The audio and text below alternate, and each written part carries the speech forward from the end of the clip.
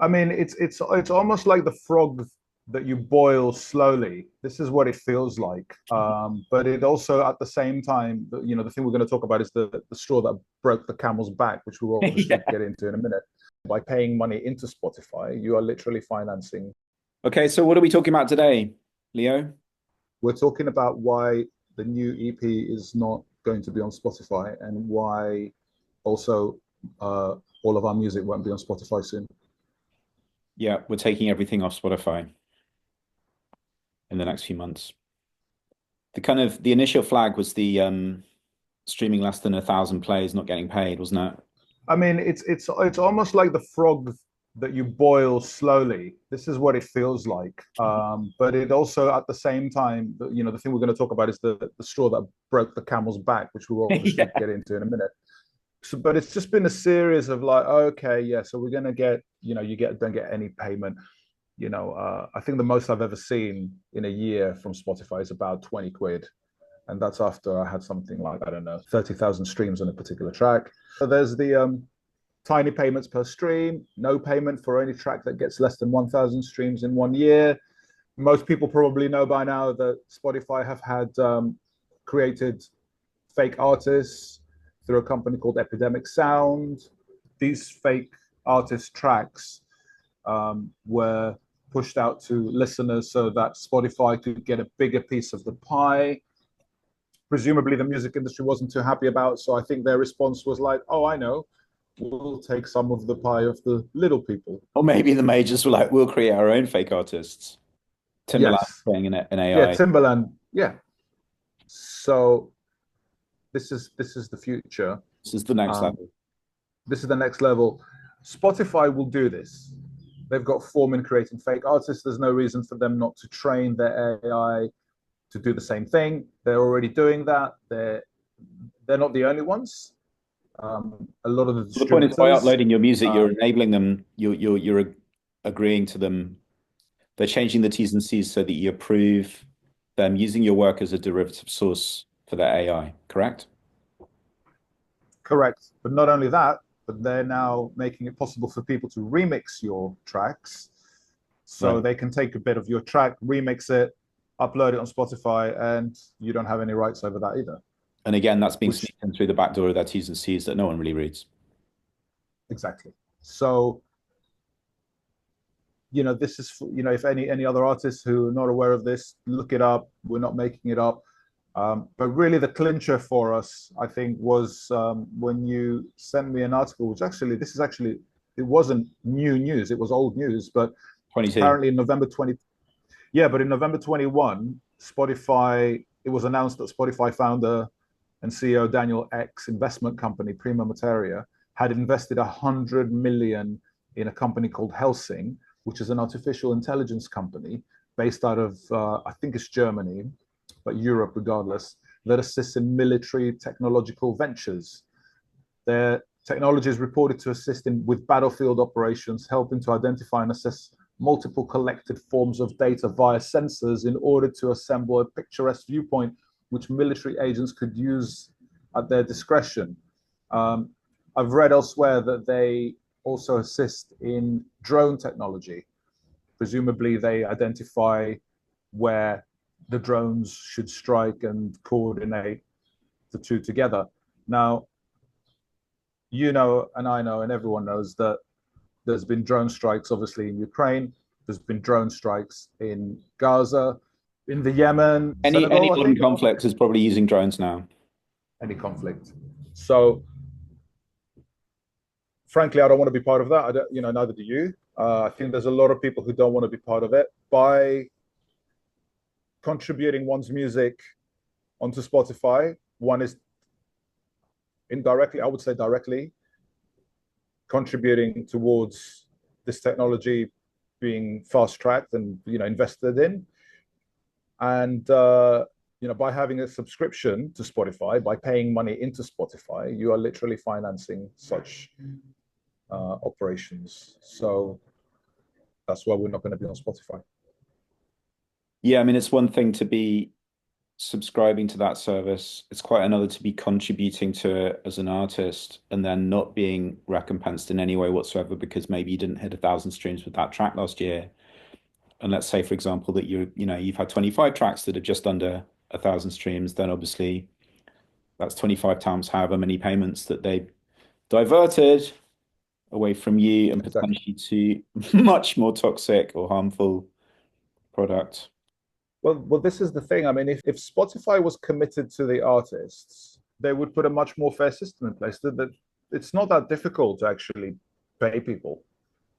Even if this the paltry sum Well, of with digital technology, it can all be achieved, can't it? it would be very, very easy to do. But obviously, what they're doing is they're shaving off the profits and then investing it in machines that kill people Hmm. and bring about death and destruction. So it's a no-brainer to not want to be part of this. And I think it will be a no-brainer for a lot of people once they realize and once the penny drops, because there's a direct link between things that we spend our money on and things we don't like.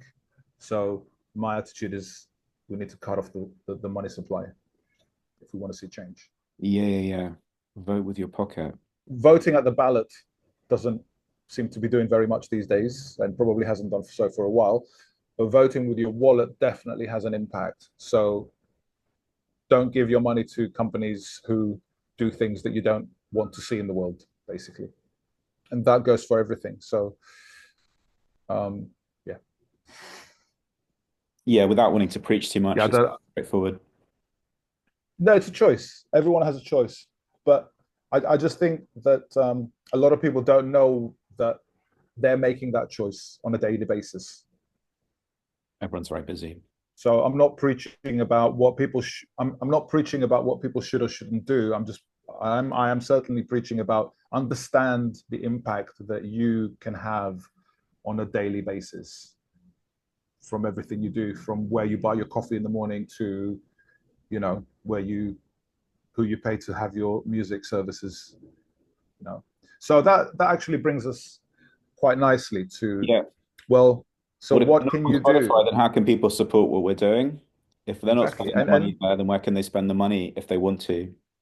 And not just us, but all artists. There's an emerging model. If anything, it seems that there's a kind of like a two-tier system. So you've got your Taylor Swifts and your mega artists who are going to be on Spotify, and they're going to do gigs and charge you $1,000 to go to it. But then there's the smaller artists who, if they're lucky, might make a living from it, a modest living from it. And so there's an emerging model which some people call direct to fan. I like to call it, I don't know, direct to your peers, direct to friends. Really, the biggest platform that supports artists directly is Bandcamp. What they're testing now, it's at a beta level, is the Bandcamp playlists option, which is something that people have been suggesting for years. Like, obviously, there is that capacity on Bandcamp. You can just sit and stream the music if you want, and then after a certain point, I think it's like three plays of a track. The Bandcamp app encourages you to get your wallet out, as they put it, and support the artist Mm. properly. But they are rolling out a beta of Bandcamp playlists now. I'm not sure what that's going to look like, but I can only imagine that that's going to provide some of this functionality people have been asking for. And to be honest, I think if they do that successfully, then there's a real opportunity because a lot of people don't want to download audio and have more junk on their phone, whatever it is, more files clogging up. I'm already taking photos of everything every day. Um, I mean, it could all Yeah. be in the cloud, obviously. That's the thing. It does enable that as well. If you spend the money to download the tracks, you can just access them as it is through the app as much as you like without it getting any, notes pestering you. But presumably this playlist thing is going to work slightly differently. It's going to enable people to share the content with their peers, which is obviously something that, people really love about Spotify. You can create a playlist and share it with your friends. And that's really handy for promo, obviously, and visibility. But yeah, obviously Bandcamp from the label and the artist perspective has been great for the last 12 years. 12 years I've been running Hobbs Music. It's been a kind of, direct to my bank account source of revenue. Someone buys a record or a download and it comes straight via PayPal, albeit, and there is obviously a cut for PayPal and a cut for Bandcamp, but that comes straight into my account within a couple of days. So you can't argue with that if you're running a small business. Obviously, it's like cash flow is king, isn't it? So Yeah. I'm excited about Just this to, playlist thing, basically. yeah. Just as a comparison, how long does it take to get paid from the distributor? Or Um, how long can it take? I don't actually invoice them more than once a year because it's almost like not worth it for the digital payments, as we discussed a minute ago. They're so small, and after a year, it does add up to something. Technically, I can invoice at the end of each quarter for the previous quarter, so I could be invoicing them every 3 months And if then I it's what, a counting. 60 day pay, 60 day, what's the term of payment? 60 days, It's usually 30 30 days. I days, mean, if you're 30 days. yeah, those are Yeah, standard. but still, the best you're going to do is invoice 4 times a year, and then you wait 30 days. So compare that to like someone Sure, buys something, you get it 2 days later. It's night and day. it's a So no-brainer. yeah, so the very much spoken messages, the way to support artists like ourselves and others is through Bandcamp if they have one. And I think a lot of people have struggled with Bandcamp because the functionality isn't so sweet on a phone, maybe, or they've tried it and it hasn't worked for them. And I'm guessing that with the new playlists, that it's going to get a lot more accessible for people in that way. But essentially, I mean, it's amazing how much my sort of Bandcamp audience has grown in the last few years since COVID. And it feels much more tangible. You can communicate with your fans via the app. You can obviously go outside of the app and use whatever other medium you want, email or social media, but that's incredibly powerful. I'm not aware of another streaming platform that enables you to do that. Send a right. message on the Friday morning, everyone's reading it by lunchtime and potentially acting on it by Friday evening or Saturday morning. New records out, Well, you can get it here. yeah. Well, that's the wonderful thing about Bandcamp is that anyone who has ever bought something from you, whether it's an MP3 or an album on record, T-shirt, whatever. you've got you've got them in your followers, and you can message all your followers to Yeah, and you say, don't "Hey, have I've to got buy a, I've something to got." become a follower. You can just follow. You can just be like, I'm Yeah, interested in this guy, this label, whatever it is. I'm gonna, the same as you would with social media. I'm following this thing, and then you will get those notifications as well. You can choose to have them in your email inbox or not, but if you're following actively, then obviously you'll be seeing what's going on day to day. yeah. So to recap, um, when you use Spotify, small artists are very unlikely to get very much, if anything. Spotify is using the algorithm and the AI to train itself to create derivative works.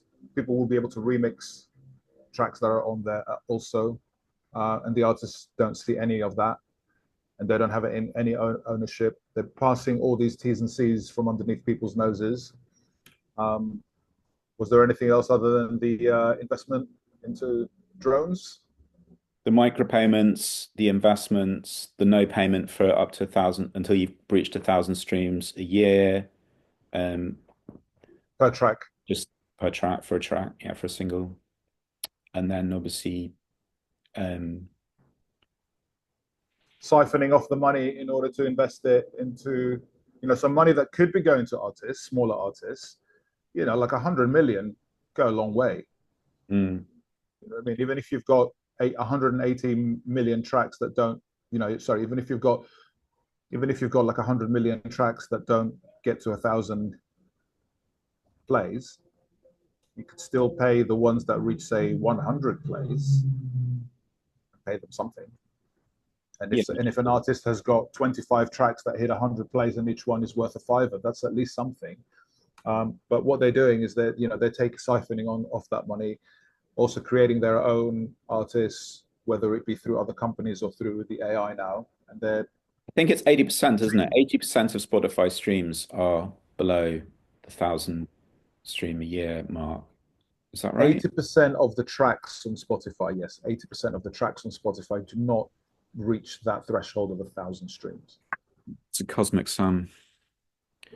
And the other thing worth pointing out about Bandcamp, of course, is that if you're actively following a label or an artist, then you will get those notifications. Whereas with a lot of social media accounts, obviously, the algorithm decides whether you get those notifications or not.